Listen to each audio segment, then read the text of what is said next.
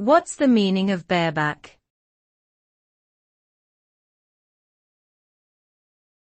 Bareback.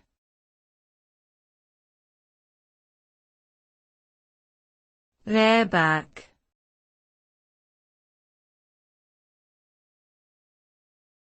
Bareback.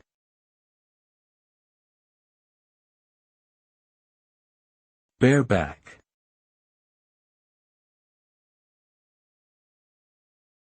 Bareback is a term that originated in horse riding, referring to riding a horse without a saddle.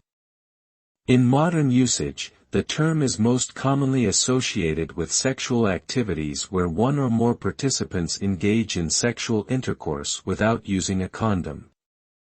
This practice can pose significant health risks, including the transmission of sexually transmitted infections, STIs, and HIV/AIDS.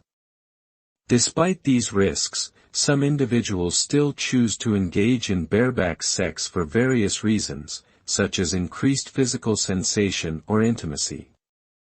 However, it is important to note that using protection during sexual activity is the safest way to prevent STIs and unwanted pregnancies.